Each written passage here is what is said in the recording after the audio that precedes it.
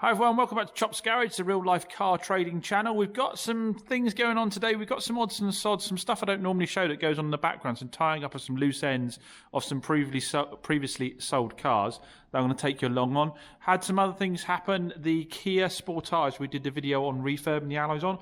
Well, that clearly did the job. It was listed on Saturday just before I left work. I wasn't in on Sunday. Monday I came in, voicemail on the phone. Can I leave a deposit on it? Phone rang off the rest of the day. I could have sold it 5 or 6 times over. But a guy put a substantial deposit down on it to make sure that I knew he was absolutely definitely serious about it. He does want to pick it up on Sunday, so I'm going to have to nip him Sunday for a handover. So that is sold. We listed the Ignis after doing the proper clean-up on it. How good does this look? It looks cracking, doesn't it? I did the proper clean-up on it on Saturday, photographed and put it up for sale. It looks fantastic. I have to be a bit careful because I think in reality, you know, it does have blemishes and some little bits and bobs here and there. So I don't want someone coming and thinking it's a show winner, but it does look pretty darn fantastic, especially for 2,995 with its new MOT.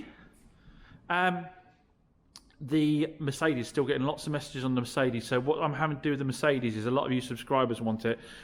It's delayed because I haven't got time to do the paint. Now some people have voiced an interest in buying the car with a new MOT but without the paint being done. So the next thing we'll do is get that down and get it MOT'd, and then I will email around everybody that had interest in it, and if any of those people are happy to take it as is, then we will prioritise the sale to them. If nobody actually wants it as is, then we'll get it painted and we'll go back to being sort of first come, first serve side of things. But a few people have said they'll just take it as is now. I'm so busy at the moment that it may well be worth doing that. And I guess some people are happy just to get the scuffs and that done as and when. It's more important to them it's mechanically sound and got the new MOT on it.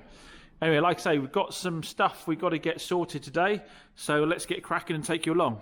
So what are we up to today? Well, it's first thing in the morning. I've done the school run, because we're off to go to see the customer with the Toyota Rav4, who says that she's gone to start it and it's got a horrible squealing noise and all the lights are on the dash. She was due to take it to Toyota today to have a 160-point check or whatever it was, which obviously I'm very dubious about that being a good idea on a 2006 car with over 100,000 miles on it.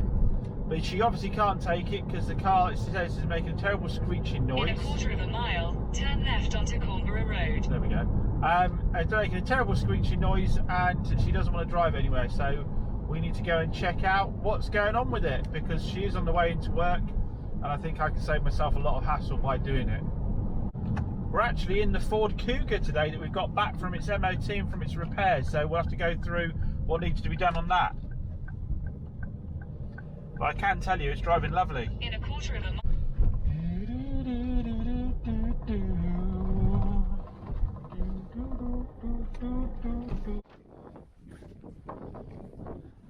Well, the belt's new because it was put on when the guys put the engine in, and it's only turning 90 degrees, so it's not the belt.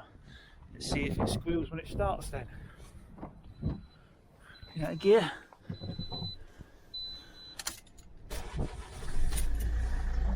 Starts without a sound.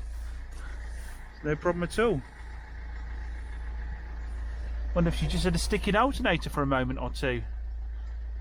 It's absolutely starting fine. Oh dear. Right, what I've suggested is that I go for a quick spin in it. Yeah, it started on the button again. Go for a quick spin in it. Maybe go for a couple of puddles and see if the belt's slipping when it gets a bit wet.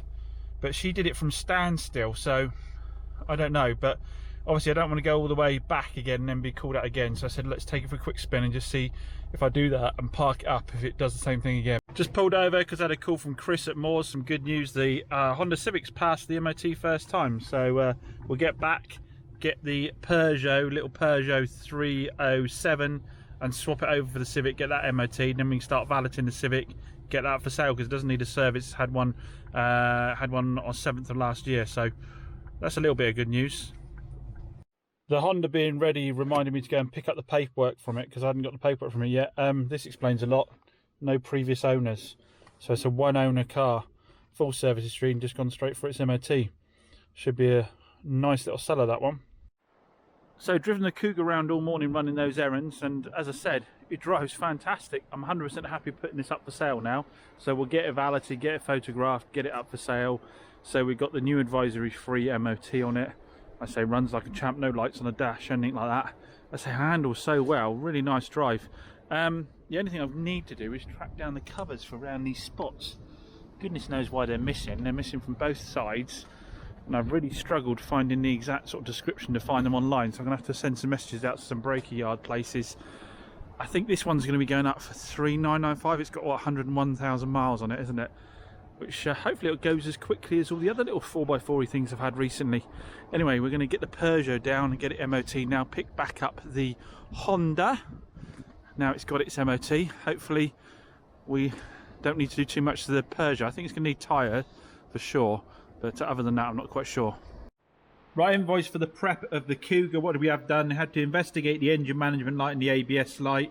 They had to renew the DPF pressure sensor, diagnose and renew offside ABS sensor, do an MOT, renew the offside rear tyre, renew the near side brake caliper and cable assembly, renew an offside fog bulb, 5 hours. Parking sensor, ABS, bolt bulb, tyre, valve, balance, disposal, brake fluid. We've got a total of £523. Ouch. So from that 523, we've got £203 in parts, £200 in labour, £40 for the MOT. I'll be able to claim £80 back, so we're about £440 on the bill, but I will pay about £300 VAT on the sale. So we're back up to about £740 plus the warranty, so about not £1,000 at that point. Then we've got a bit of advertising costs. We've got to find those trims, so we'll end up putting probably, well, I've cost about £1,100 on the car, I'd have thought, by the time we're all done and dusted. So yeah, certainly not cheap to prep the cars to the right standard.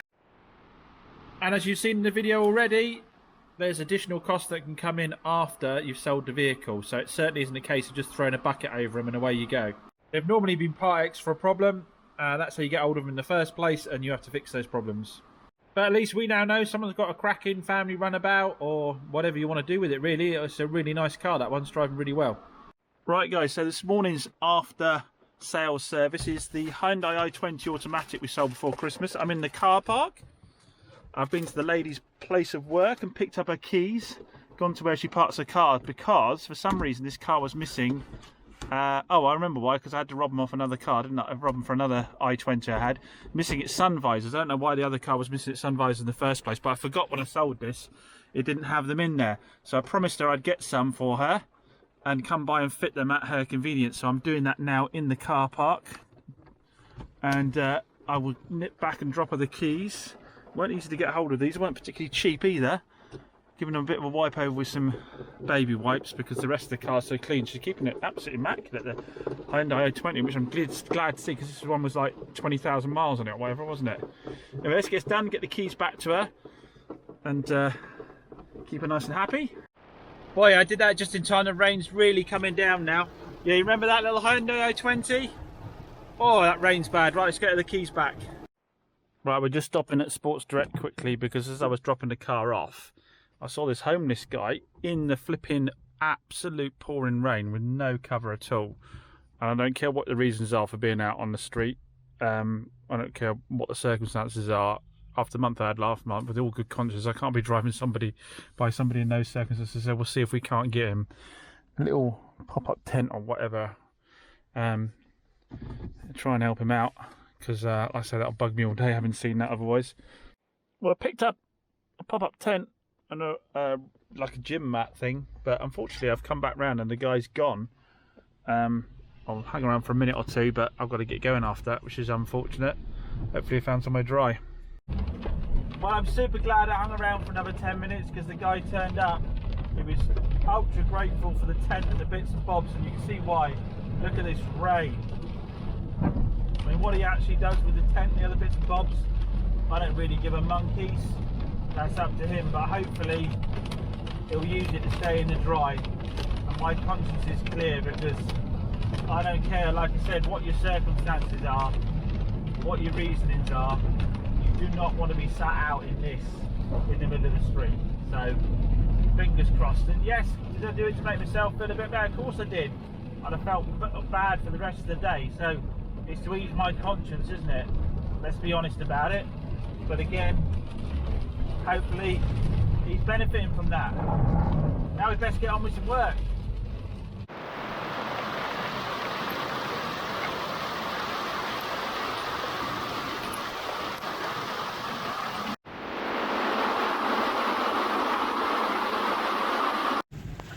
Right guys, it's the evening. I'm back at the Rav4. It's pouring with rain outside.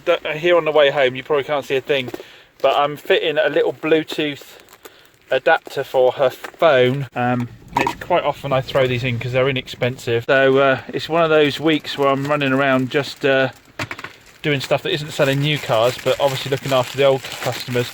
An important thing is never prioritise a new customer over an old customer. That's a surefire way to have a bad business. So I've got a slightly better quality one here than I normally put in. I wanted to try it out, so we'll bung that in and then get it all set up for her.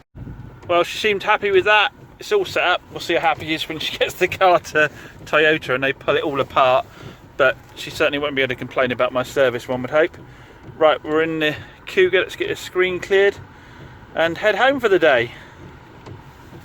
Of that fast clearing Ford system on the screen, haven't you?